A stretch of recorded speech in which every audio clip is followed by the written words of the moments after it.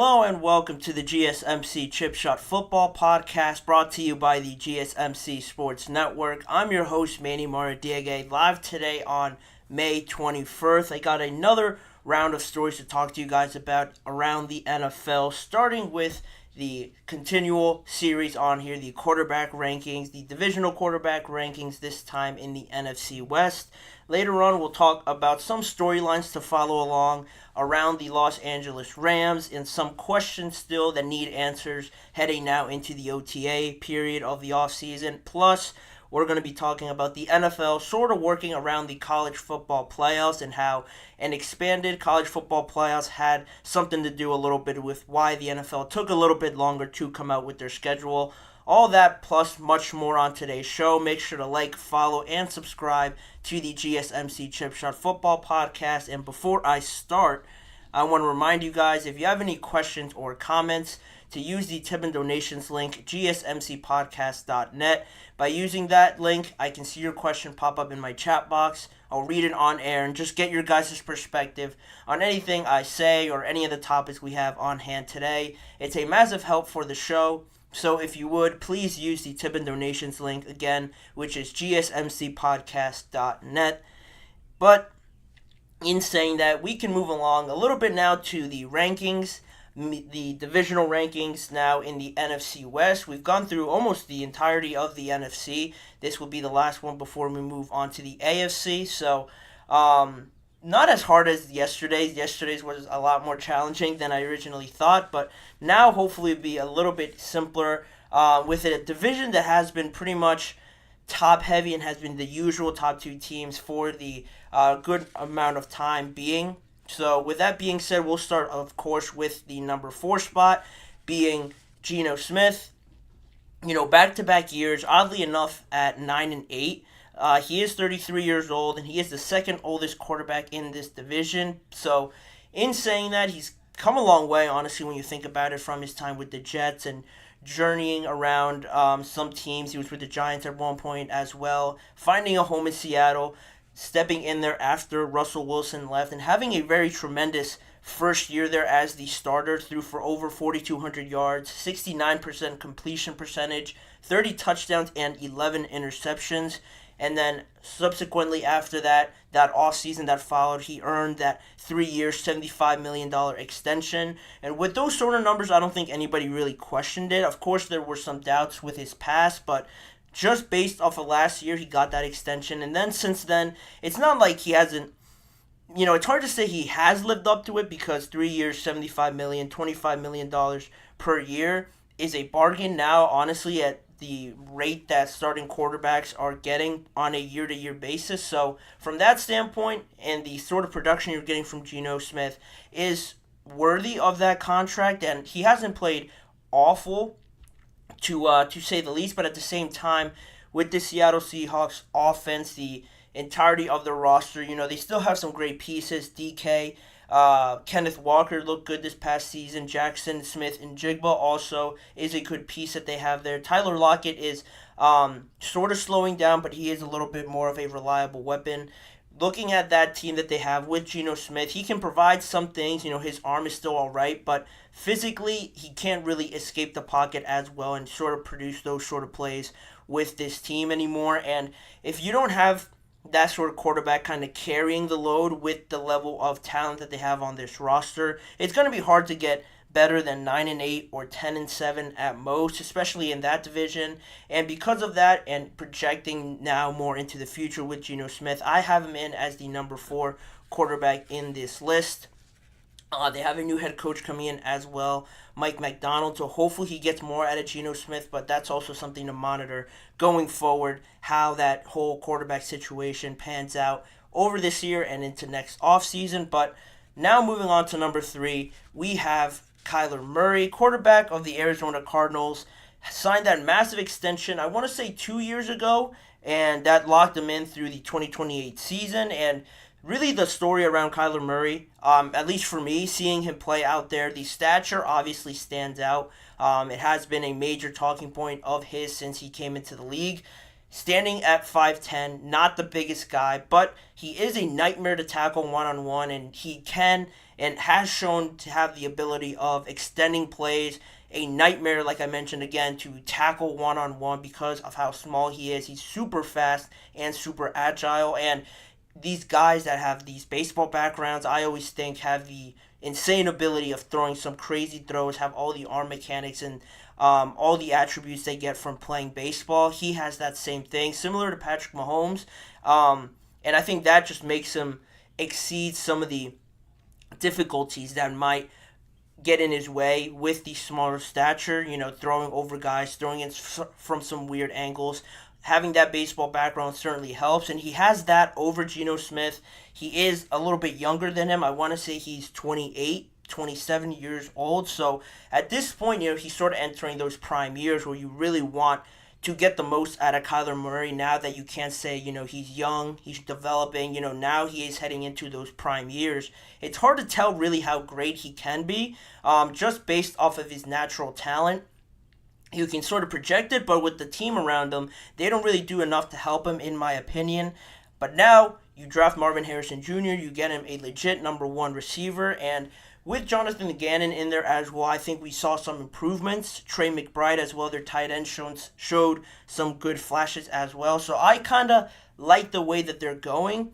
He will have more help this year, but it's still not enough really to get too excited about this team. I probably still expect them to finish third at best, if not fourth in this division, just because of the lack of talent. But they are trending in the right direction, and just to sort of emphasize this sort of impact that Kyler Murray makes with this team, he only played 8 games last season, and it was extremely noticeable when he came back after that time away. Playing those last 8 games, he produced 13 touchdowns, rushing and passing on his own, and nearly threw for 2,000 yards in only 8 games. So on that pace, he was on a trajectory to have a great year with the lack of talent as well on that team. I think that says a lot about Kyler, and if they could have some more pieces around him, I think he could definitely challenge for second, maybe, who knows, maybe even first in this division on how the other quarterbacks pan out. But he slides in at number 3.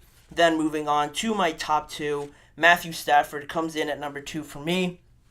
Dealt with injuries a lot last year, but still managed to play 15 games overall for the Los Angeles Rams. And you think back right away to that trade with the Detroit Lions for Jared Goff, and the payback you got for really gambling away a lot of your future with all of those picks, really you could say paid off, because you got in the end what you were looking for all this time. You got that Super Bowl with the generational talent that you had in Aaron Donald. It would have been such a waste for the Los Angeles Rams, and I'm sure Aaron Donald as well, if they would have never won a Super Bowl with how good that defense was as well. They added Jalen Ramsey that year, plus Matthew Stafford. They had Odell Beckham. Cooper Kupp was going crazy. That was the year it had to happen. They brought Matthew Stafford in, and it paid off. Their gamble paid off, getting them that Super Bowl, and he won the Comeback Player of the Year. He made a Pro Bowl, and throughout his whole career, the narrative around Matthew Stafford was that he was stuck in a bad situation with the Lions. He has a crazy arm, still very precise and very still underrated in a lot of senses around the league, but he still has that arm. Obviously, he's not going to create these extended plays for you right now at the age of 36. He just turned 36, but still, he fits this team perfectly. He is the ideal leader to lead this very young team defensively and offensively as well. Even with that young team, the question sort of pops up that he might have exceeded expectations, just because you have a lot of uncertainties. Nobody knew how good Puka was going to be, and not even Kyren Williams, all the young stars on defense as well. To say that he led them to where they did get in the playoffs, I think sort of exceeded expectations because of all the uncertainty, and he has proven he can do it compared to the other two, getting into the playoffs and getting that far. Kyler made the playoffs, but he lost and had a very bad showing. Geno really hasn't been there with the Seattle Seahawks team, or he might have been there once, but at the end of the day, Matthew Stafford has proven it. He is a seasoned veteran, and he slides in at my number 2 overall spot, which only leaves, obviously, Brock Purdy, the 49ers quarterback, as my number one quarterback, slowly showing what level he can truly reach. I really believe that. Heading into his third year now, he has been to at least the NFC Championship game each year that he's been in the NFL, which is remarkable. And again, the whole narrative around him is that his team is just super talented. How could he not get that far? Well, that does hold some merit, at least for me. A lot of teams, a lot of quarterbacks, I should say, actually have that great of a team, but if the quarterback's not great, if there's too much pressure on him, too much expectations, he'll crumble, and it really isn't as simple as it seems to just be plugged in there and be on the same page as everybody, especially where he was drafted, the last pick of the whole draft, to manage and handle all that pressure on him right away, get the team to the NFC Championship game, and more so this year, being more pivotal in that journey to get to the Super Bowl this time around, having some big plays down the stretch against the Packers and the Detroit Lions especially. He led some great drives, had some very impressive throws, and extended a lot of plays to get some crucial first downs. I think, again, I mentioned it before, I think we're only really seeing the tip of the iceberg with Brock Purdy. I'm very excited to see him grow more and more when he gets into year 6 or 7 like some of these other quarterbacks. I think he's on a very good start. If this team stays together, I don't see how he can continuously perform as he has these last 2 seasons. Just last year, he was top 5 in passing yards, top 3 in touchdowns thrown, first in QBR, and second in completion percentage. That just doesn't happen just because you have a great team. There's a lot of merit on the quarterback and a lot of factors that they have to go through. I think he's handled it very well and has just fit into this 49ers team perfectly for the amount of talent that they have, back-to-back NFC Championship games. I think he's done a very good job of doing that, leading this team and just really not blinking at some of these high-pressure moments. I think it's something to be very impressed with. I certainly have been, and that's why he takes my number one spot in the rankings today. So, again, as always, let me know what you guys think of the rankings. This one was a little bit simpler for me. I hope some of you guys agree. Let me know if you don't. If you have a different order than me, let me know in the live chat box or in the comment section after the episode as well. But in the meantime, we will be moving on with the rest of the show. More topics coming up, like I mentioned, the Los Angeles Rams and some storylines to follow along with them throughout the offseason, as well as the NFL having to work around the college football playoffs now, an extended format, how they were able to do that. Plus, more on the 49ers discussing their new defensive coordinator and how maybe the addition of Brandon Staley could hinder and have some issues there between the two of them. Stay tuned to find out more on those stories. You're listening to the GSMC Chip Shot Football Podcast. I feel like I'm losing my mind. Is everybody in the world blind? Please, Lord, give me a sign, a sign. I feel like I'm losing my mind. Is everybody in the world blind? Please, Lord, give me a sign, a sign. I wanna be the greatest. Everybody on their fake shit. I look around and feel like everybody is the fakest. I make this every day and I'm impatient, hoping one day I blow up from the basement. Statement, the top is so vacant. I don't hear shit that I think is amazing. Waiting for my day when I'm playing sold out shows for 1,000 faces. Hey, give me that crown, get in my way and to be put down. It ain't your place, all this my town. If I want that shit, then I'll get it right now. I'm losing it, the noose it fits. I'm losing shit, a stupid myth. You choose to live or choose to dip. You choose to fight or lose your grip and lose a gift. Oh, I feel like I'm losing my mind. Is everybody in the world blind? Please, Lord, give me a sign, a sign. I feel like I'm losing my mind. Is everybody in the world blind?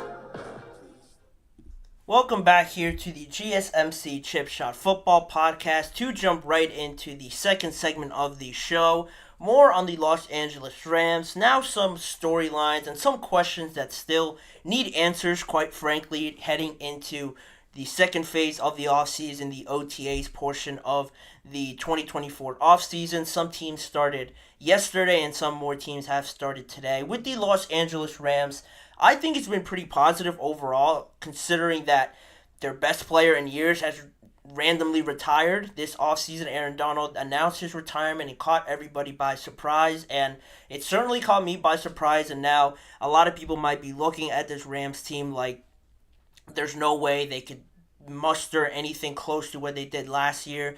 Aaron Donald was certainly a leader for the defensive side of the ball for this Los Angeles Rams team, and now how do they try and plug that hole, but also try and build off of some of their young stars? Well, that is where we'll start with some of these storylines. The first one being this new young defense that the Los Angeles Rams had very much built through the draft and through free agency.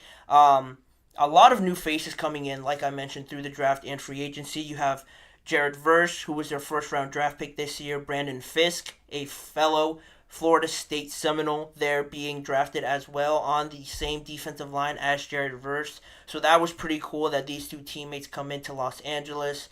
They drafted Cameron Kitchens, the safety out of the University of Miami. Tre'Davious White comes over in free agency. Darius Williams as well. Cameron Curl from the Washington Commanders. Some very solid additions to this Rams defense that desperately needed it. I thought their defensive line was obviously very impressive. Even their second line of defense, their linebackers, was pretty decent as well. But their back end was very much lacking from cornerbacks to safety. So adding Tre'Davious White, Darius Williams, and Cameron Curl, I think is huge. How all of that sort of fits in together to this puzzle, and really who becomes and steps up to be that leader on the defensive side of the ball. There's a lot of young players on here, Byron Young and Kobe Turner, the most notable ones that were drafted last year by the Rams, and now they sort of step into the second year for themselves, not only taking in a lot more responsibility on the field, but I assume off of the field as well because of the lacking leadership now that there is on the defensive side of the ball. And Kobe Turner also playing alongside Aaron Donald on that defensive line. I'm sure will be looked on to try and replace Aaron Donald, but that's almost pretty much impossible for one person to do. It's certainly going to have to be a collective effort, but Byron Young and Kobe Turner both going hand in hand, trying to lead this young team. Maybe somebody else steps up, but I think those two are the most notable ones.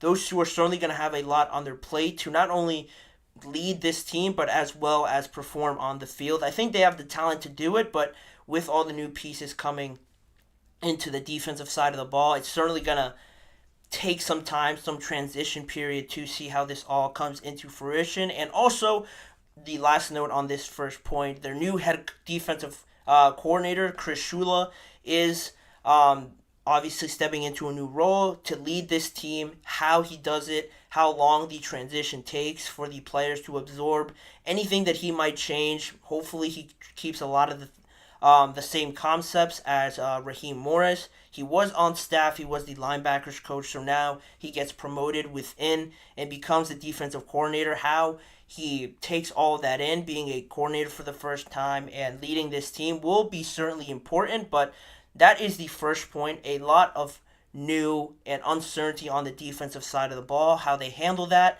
But the second point is on the offensive side of the ball, the Matthew Stafford contract saga, the contract situation that is going on between him and the Los Angeles Rams. Sources say that Stafford was looking for a new contract this offseason with more guarantees past the 2024 season. If you've known anything about his contract, I know I did a video on it a few weeks ago. Really, the situation with his contract is that Matthew Stafford doesn't have guaranteed money, or just only has $10 million guaranteed after the 2024 season. So that's not guaranteed money in the sense of guaranteed money. I know that sounds kind of silly, but the $10 million is based off of, deadlines and some incentives that if he is under contract and if he is on the Los Angeles Rams at this point in the calendar year, he'll get that additional guaranteed money. So it's not like he's owed that $10 million in contract in print form just because he signed the contract. It's more sort of incentive based, and if he's on the team by this date, he'll get that guaranteed money. So that's one thing. With the age of Matthew Stafford, of course, that seems logical. He wants some more, obviously, security. If, obviously, he gets injured or something like that, something you can't control happens. It makes sense, but nothing has really been moved since that point of the story breaking about Matthew Stafford wanting maybe more security with his contract. There was some doubts about him maybe skipping out on OTAs, but he was there to start their OTAs portion of the offseason. And it's also something very interesting to point out because that trade that happened with Jared Goff, obviously to send Stafford to the Rams. Now you see Jared Goff getting a massive contract with the Detroit Lions, and maybe Matthew Stafford cares, maybe he doesn't care. I am of the feeling that he's definitely aware that Jared Goff got that contract, and he might be looking at Goff, then back at the Rams saying, you traded me for this guy and he's making that much more money than me. I'm not saying Stafford should want to be paid as the highest paid quarterback per year in the NFL, but there has to be some feeling from him that, the Lions have already extended the guy you traded for me. What sort of is taking so long with this contract negotiation? I'm sure a lot of people around the league would say that Stafford probably deserves maybe more money than Jared Goff at this point, because I'm sure a lot of people would take Matthew Stafford over Jared Goff. That's a fun debate to have, but we're not going to have it on today's show. But regardless of that, with age and everything like that, he probably won't make more money than Jared Goff, obviously, because he is older, and he won't make $55 million per year, but just getting that extra security for more money through the 2025-2026 season on the last 2 years, I think will be something that he's certainly earned. I think at this point, I'm pretty certain that they will give it to him, but it hasn't happened so far, and it is something to monitor if maybe a month passes or a few weeks go by and they ask Stafford about it and he gives a pretty blunt answer. That could generate more headlines. How all of this is taken in by both sides will be something to monitor, but Stafford is there. Nothing to worry about right now, but we'll certainly keep a close eye on it. And the last point being, again, on the offensive side of the ball, how Puka Nacua and how Kyren Williams especially follow a great 2023 season. A lot of the story around the Rams last year, why it was so fun to watch, was because of these young stars that really came out of nowhere. Nobody in their right mind, I don't care what anybody says, if they knew Puka or they knew anything about him, there's no way anybody thought he would have been this good. There's just no way anybody would have predicted he would have had the year that he had.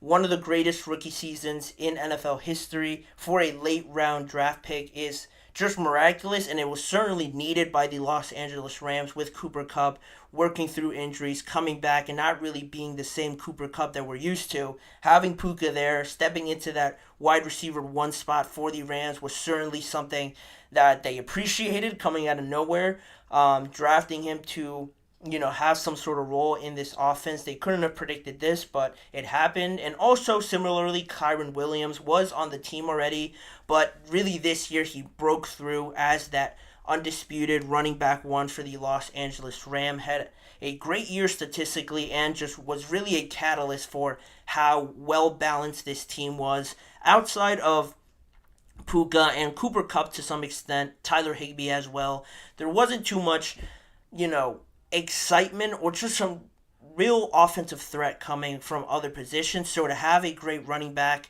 there to sort of balance out the passing and also the run game was certainly something that the Rams were very fortunate to have. And now there's no surprising teams anymore. There's no not being on the scouting report. Both of these guys, I'm sure, will be right at the top of a lot of teams' scouting reports. So how they handle that, getting schemed out of a game potentially, how they handle that sort of level of attention and how they counteract that will be certainly something interesting to see, how well they've developed from that aspect and how they've developed more counter moves to try and combat that. But also on the offensive side of the ball, they were able to bring back Kevin Dotson. They signed Jonah Jackson from Detroit to add to a very good offensive line already. It's also important to see how they integrate Cooper Kupp back, because if all of that falls in line and Puka is still Puka from last year and Kyren as well has shown more growth over the offseason heading into 2024, I think this Rams team could certainly be one to be reckoned with in 2024. Now that pops up the question, how far can they go with answering all these questions that they have on defense, with Stafford, and on offense. Talent-wise, I think it might sound crazy. This might be a hot take. I don't know. But the level of talent that they have, young talent, and the ceiling that all of them can reach around the same time in their career development, I think could really compete with anybody in the NFC West.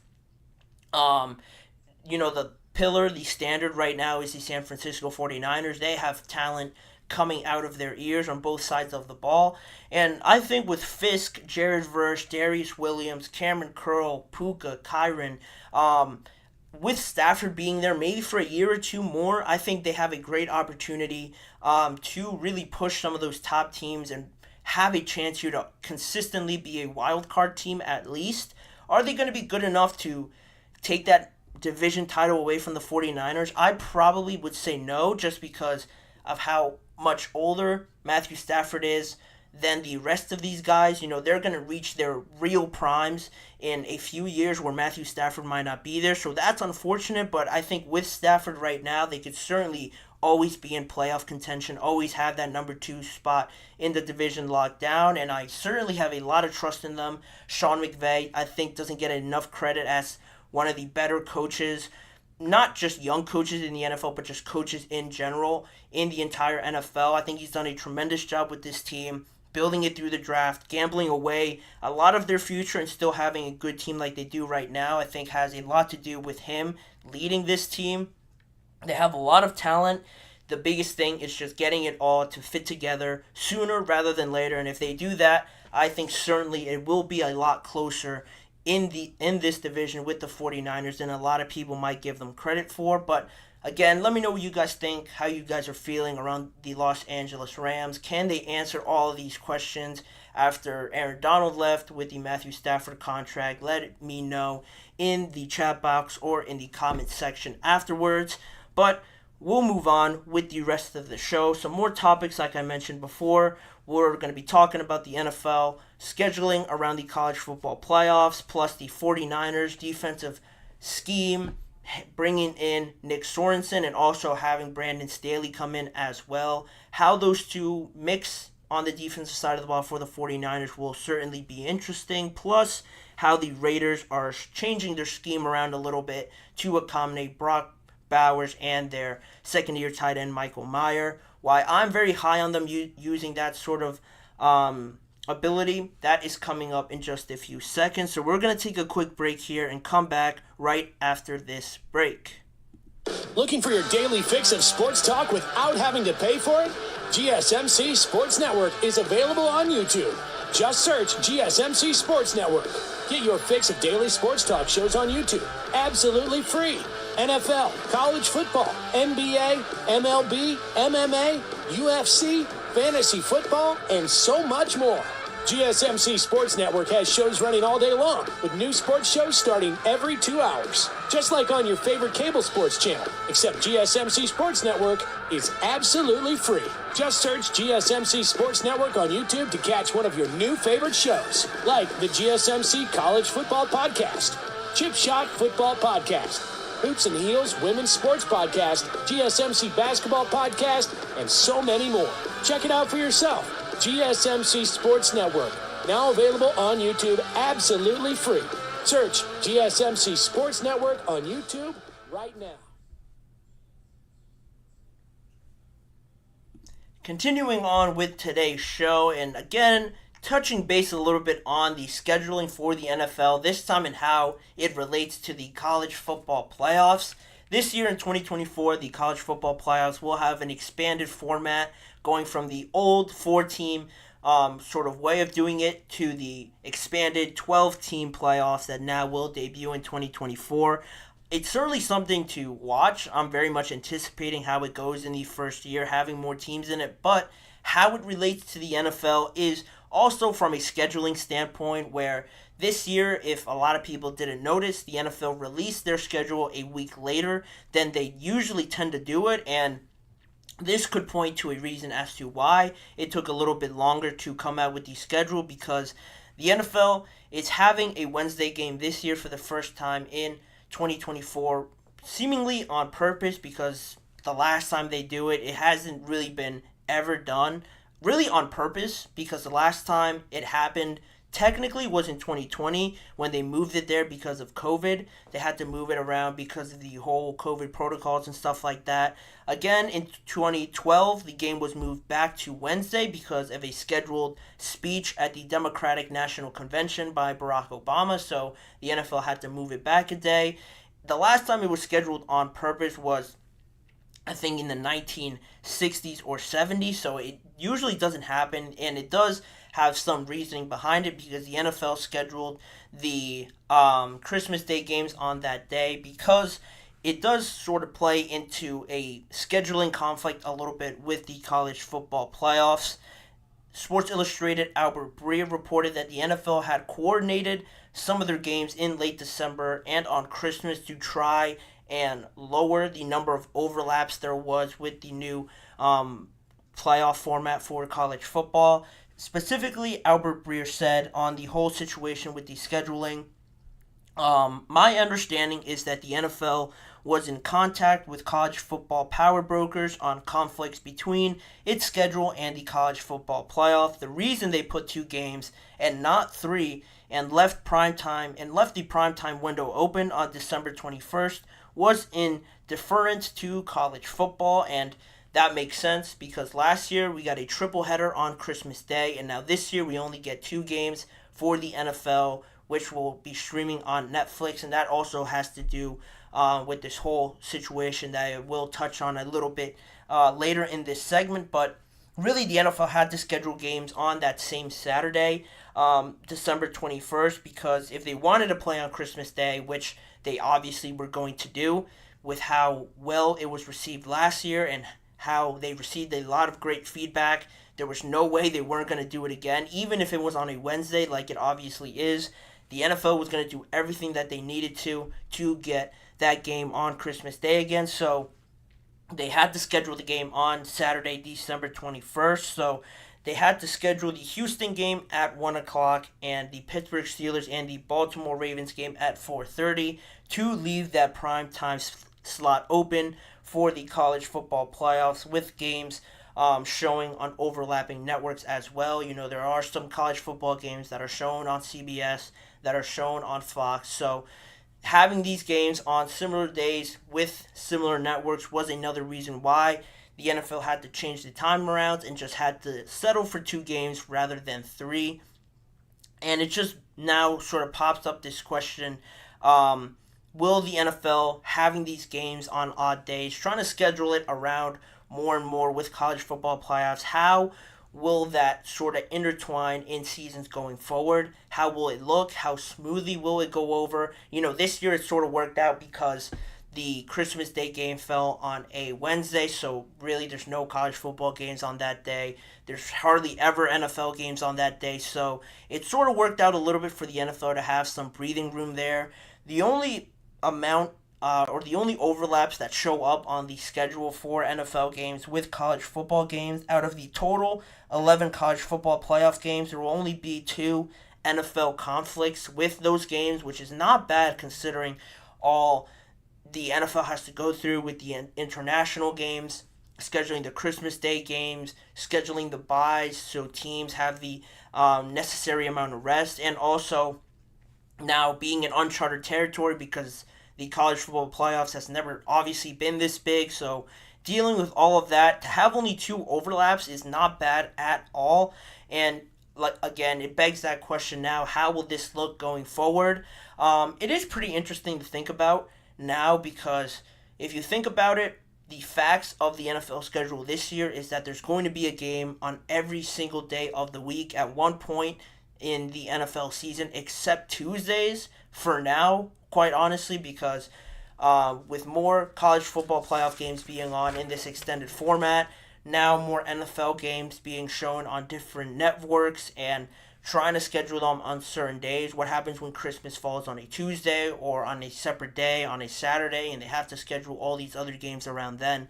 Tuesday is safe for now, but I think it's only a matter of time before there is a NFL game on a Tuesday, you know, more regularly. That's just the way this whole thing is trending towards. Now, the college football playoffs are growing obviously more. They're needs to be more room on these TV schedules, and the issue will quite honestly be with the players and the NFL players trying to not accommodate to the playoffs getting bigger, because it's not something that the players obviously have to figure out. It's the league, the NFL, having to schedule all these things and still try to do it in a way where the NFL players are still getting the necessary amount of rest, getting the necessary amount of travel time and practice time in and stuff like that.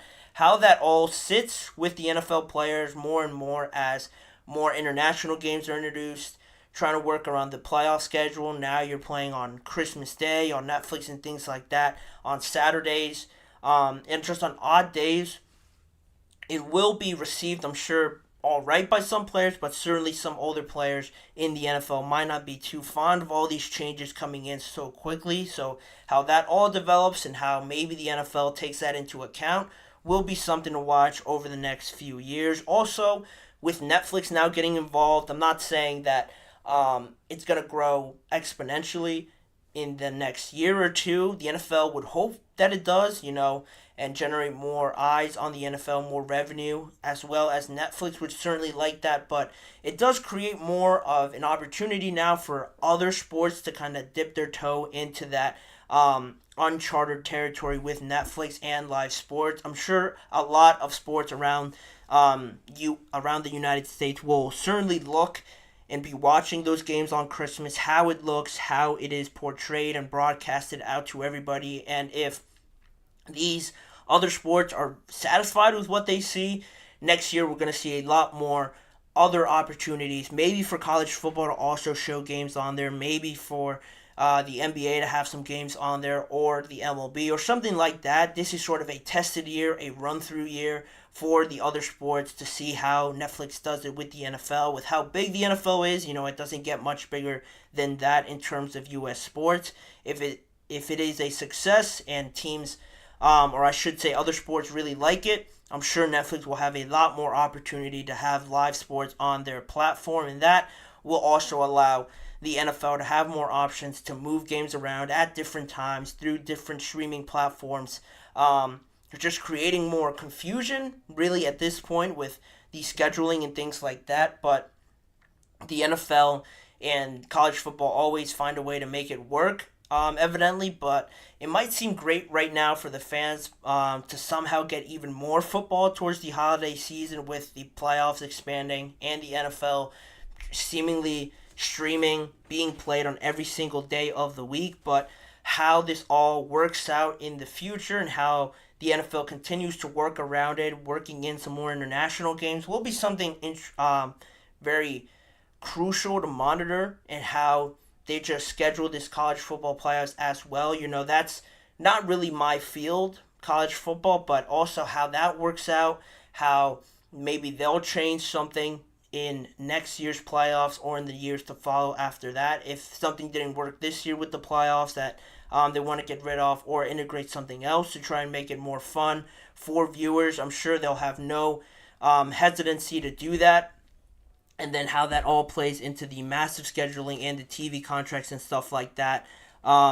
Seems like a lot. I'm glad no fans really have to deal with it to some extent, but at the same time, hopefully it all works out and it goes smoothly. This is going to be an interesting year to see how it all plays out, how it all looks on different platforms, how it all looks streaming at the same time, being one game on Saturday or a couple college football games on that day, then the NFL comes on later in the day. How those viewerships and how those views are distributed between the games also will be a telling sign for both the college football playoffs and the NFL to monitor. But for right now, they have been very well at doing it to only have 2 overlaps, which is great.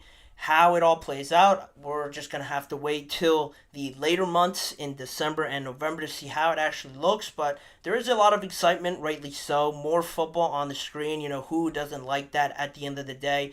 I'm certainly going to be watching on both college football and the NFL to see how these games are looking at that point in the year. But in the meantime, we will move on with some more segments on today's show. A couple more to get to on today's episode. The 49ers defensive coordinator situation Nick Sorensen or is it Brandon Staley? Who's going to have more control and more say in that relationship? Stay tuned to find out more on that. Plus, the Raiders, how they're planning on using Brock Bowers in their new offense to try and generate some more looks for not only those guys, but for also Devontae Adams and all their other playmakers in 2024.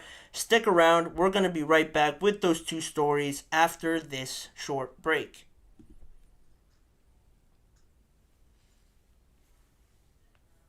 For the best and latest podcasts available anywhere, go to the podcast app on your cell phone and type in GSMC to access free content-rich podcasts on health and wellness, book reviews, sports, entertainment, relationships, social media, movies, technology, finance, and even weird news. Subscribe and download the GSMC Podcast Network's family of shows, available everywhere podcasts are found.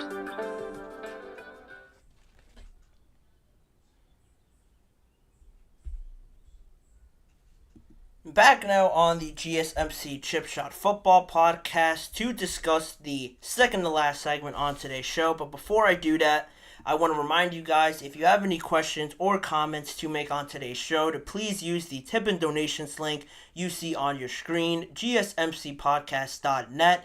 By using that, your questions will pop up on my screen, and that way I'll read them on air and get your guys' thoughts or perspective on anything I have to say or on any of the topics. It's a massive help for this show, so please, if you would, use the tip and donations link with any of your questions or comments at gsmcpodcast.net. But that allows me to move on to the next segment on the 49ers and their defensive situation off the field rather than on the field. The 49ers promoted their former defensive passing game and nickel defensive back coach Nick Sorensen to be their new defensive coordinator. Technically, after they fired Steve Wilkes after that 1 year, got him to the Super Bowl, but clearly it wasn't enough for Steve Wilkes, and they move on from him and promote from within their organization with Nick Sorensen. Doesn't have the experience on his resume to step in and really be given the keys to the entire operation for the San Francisco 49ers defense. So some people speculate as to why. Now the 49ers also hired former Los Angeles Chargers head coach Brandon Staley as their assistant head coach. How that power dynamic sort of works. You know, he is technically Brandon Staley's second in line to Kyle Shanahan as the assistant head coach, and he is a defensive-minded coach. He does come from a defensive background. He did do a lot of the defensive calls for the Los Angeles Chargers, so how much is he involved on the defensive side of the ball? That is what we're talking about today. Having a lot of voices potentially in the ears of these players. How does that just affect the flow and the chemistry and just the communication really on the 49ers defensive side of the ball? Because you already have guys on that side that have been there, know what good defense is, know what they're used to, what they're comfortable with, what they don't like, what doesn't work. Guys like Fred Warner, Nick Bosa, Trevarius Ward, and guys like that, you know, have been in this scheme for a while, and Nick Sorensen might be more equipped to fall in line with some of the norms that they're used to, but with Brandon Staley coming in, you know, how much is he involved? Because he just simply has more experience than Nick Sorensen and might be more qualified, I guess you could say, for just based on experience and having done it for more years than Nick Sorensen at the defensive coordinator position. How much does he try and implement into his defensive system here with the San Francisco 49ers? It is worth mentioning that Sorensen will be the 49ers' third defensive coordinator since Robert Saleh spent time with the organization as their DC from 2017 to 2020. Then obviously DeMeco Ryans took over for 2021 and 2022 before he became the Texans head coach, and then you had Steve Wilkes last year. Now you have Nick Sorensen coming in there, less experienced than most of these other guys at this point coming in to the San Francisco 49ers, and he was asked about Brandon Staley's role and how that sort of benefits him and how he deciphers these roles that each of them will have on the 49ers defense, to which Nick Sorensen said he sees things holistically. He knows how to build plans. He has been really awesome and helpful for me. And he also stated that Brandon Staley has just been helping him really overall as a new defensive coordinator, answering some questions for him, sort of walking him through a little bit of that process, just playing more into my question about how much is Brandon Staley trying to help, but also how much is it sounds like a it sounds like a plot, almost a evil villain plot. I'm not trying to make it sound like that, but at the same time,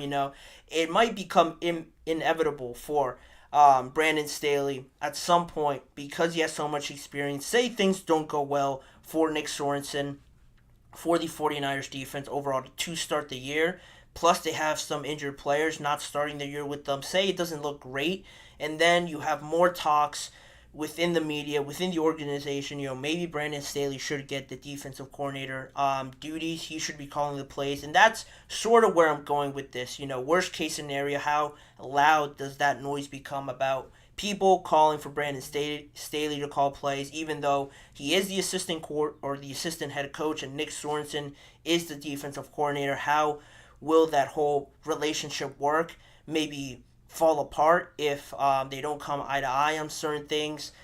The losing and just the negative energy around organizations could make some of these conversations very heated, and it just adds more pressure, and it feels like the walls are coming in on you when things aren't going well. People are calling maybe for your job, and you're just feeling very desperate. How does that relationship play off of that? And even more on what Nick Sorensen said on Brandon Staley. He said, well, he's been showing him how they go about things here. That is Nick Sorensen showing Brandon Staley how they go about things here.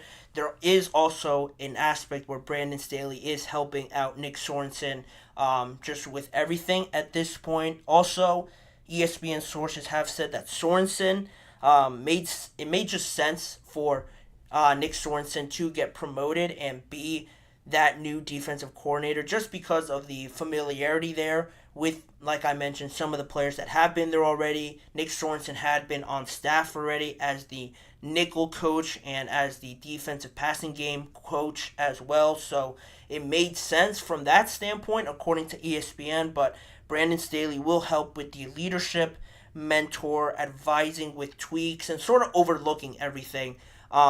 That is sort of his role, according to sources close to the situation from ESPN.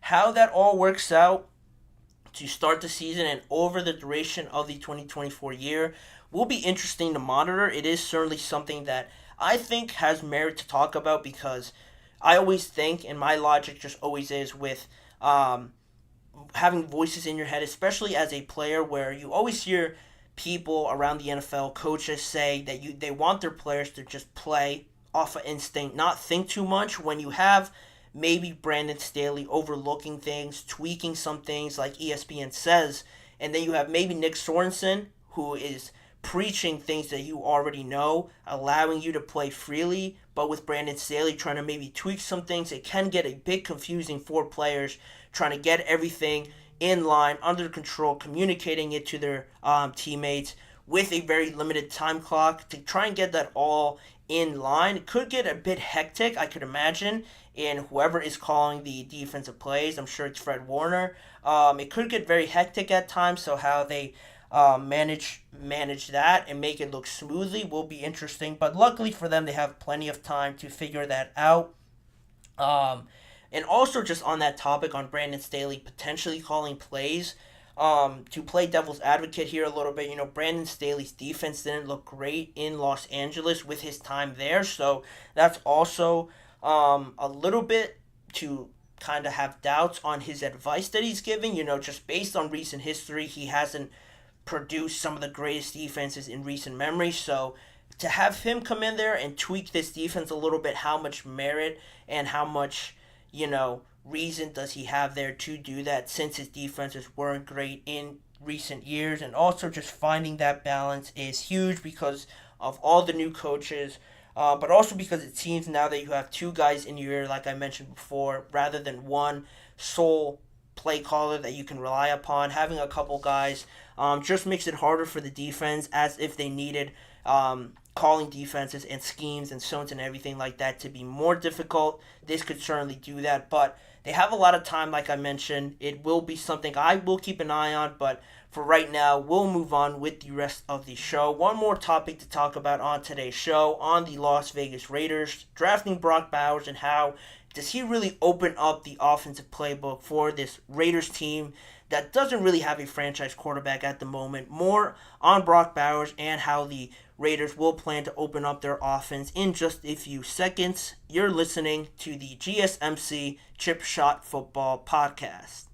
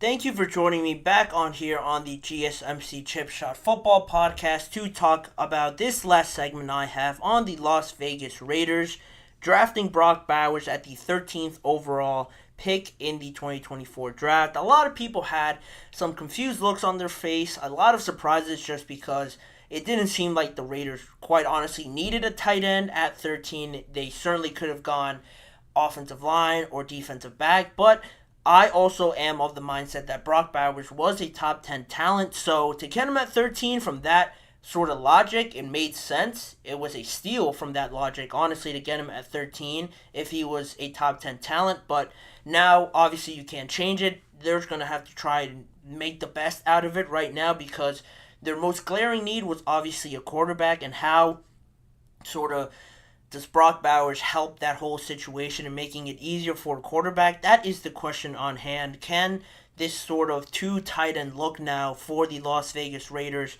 make it easier for the Raiders to deal with this quarterback situation, having Gardner Minshew and Aiden O'Connell, not your typical franchise quarterbacks, obviously. I don't think anybody would paint them in that way, but can having two tight ends make it easier for the Raiders to exceed some expectations without having the top-of-the-line quarterback in their building? Well, it starts also with their new offensive coordinator, Luke Getsy, coming over after his 2 seasons previously with the Chicago Bears. Has already been showing Brock Bowers clips of Cole Kmet, watching him in his system and how they want to implement him similarly to how Cole Kmet was used in Chicago with Luke Getsy there. If you look at Cole Kmet last year with Luke Getsy, he had a very solid year.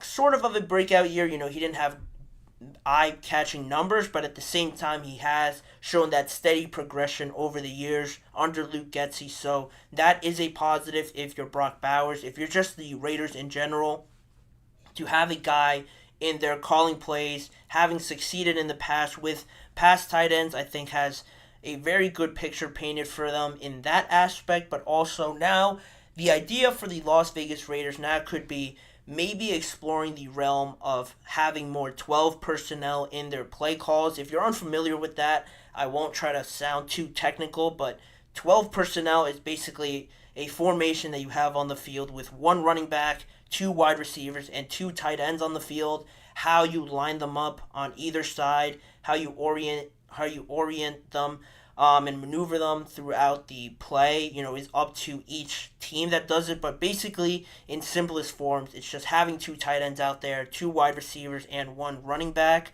The Las Vegas Raiders ranked 31st using 12 personnel under Josh McDaniels, so they only lined up in it only 5% of their plays. Now that they have Michael Mayer in there and also Brock Bowers, you would think that they're going to be lining up in this a lot more. And it's funny now that they have Luke Getsy in there as their offensive coordinator, because with Chicago, he had them line up in 12 personnel 17% of the time, which was 21st in the NFL in 2022. Then it jumped all the way up to 8th in the NFL last season by running it 23% of their plays in Chicago with 2 tight ends. And also Luke Getsy on top of that, and sort of having success with tight ends, he was behind the NFL's number 1 and number 2 ranked rushing offenses in 2022 and in 2023, and that obviously has to do a lot with running this 12 personnel idea and bringing that over to the Las Vegas Raiders. It is something that I am a fan of, because if you have these two guys, Michael Mayer struggled. Well, he didn't struggle, but he missed the last 3 games of last year with a toe injury, so you had a missed opportunity there to really close out the year strong. And dealing with that injury, he did show some good flashes, being drafted in the 2nd round.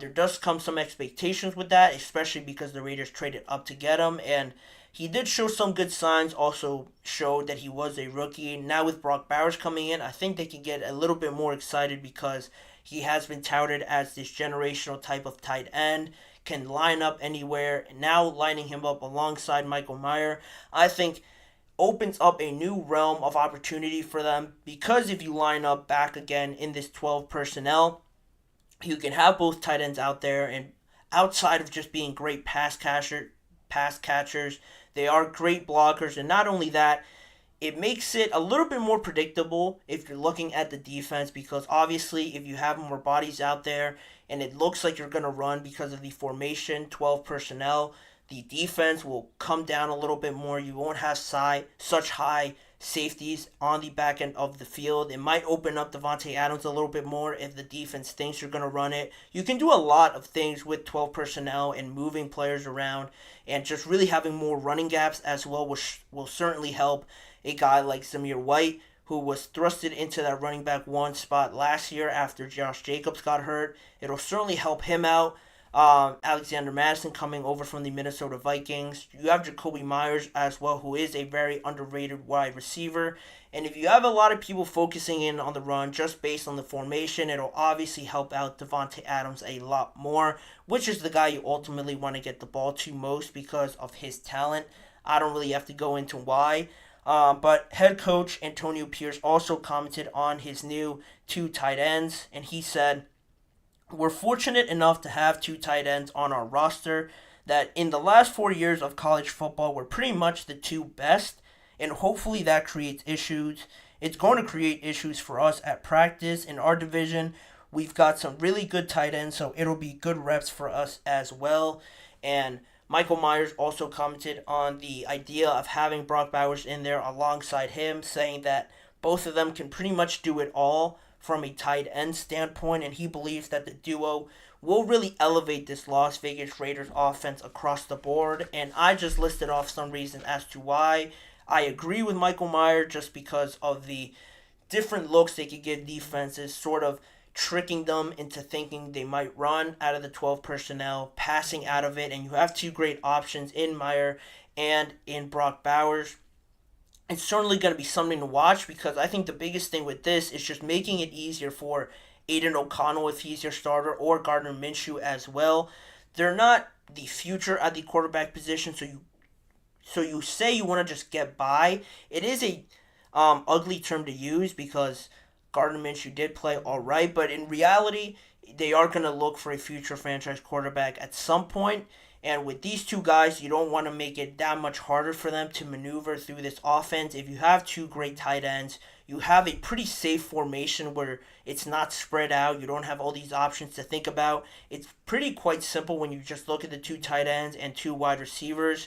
Simplifying it a lot more will make it better for Aiden O'Connell or Gardner Minshew to have a lot more success in this offense if they don't have to think about trying to get it to this receiver, what zone coverage are they running, is the protection sliding the right way. Making that a lot simpler, will certainly help these quarterbacks. And I think with the Raiders, this year the biggest thing is just showing that growth. If they show improvement from last year with Brock Bowers coming in there and this offense looks a little bit better, not only will that help Antonio Pierce's case as a new head coach, but also it'll have more merit for them to get the front office, the general manager, to buy into more of this project and do whatever it takes to get that franchise quarterback in there. It starts with this season.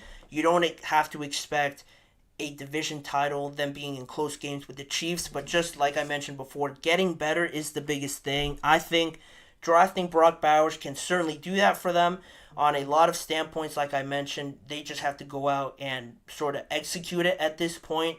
They have a lot of time to nail down these plays, nail down how much Brock Bowers will be of a factor. I have a lot of confidence in them. I think Antonio Pierce is the right guy. Now executing it is the biggest point of it, but we'll have to wait and see how that plays out. But for right now, that'll do it for me on today's episode of the GSMC Chip Shot Football Podcast. I want to thank you guys for tuning in and also remind you guys to please like, follow, and subscribe to the show. Make sure to also follow us on Facebook, Instagram, X, and TikTok for more of this network's content. And if you want to see more of me and this show, make sure to check out the GSMC Sports Network channel and the GSMC Podcast Network channel on YouTube for all the live recorded shows are all posted on there, as well as YouTube Shorts are all posted every weekday. And if you don't have time to watch an entire show, there are individual segment videos. In case you don't have time to watch a whole show, you can watch a certain segment on either channel. As a reminder, tune in every weekday at 6:30 p.m. Eastern Time for more NFL and football conversations with me, Manny Maradiaga, as your host. Thanking you guys for joining me once again, and I expect to see you guys all back here joining me again tomorrow.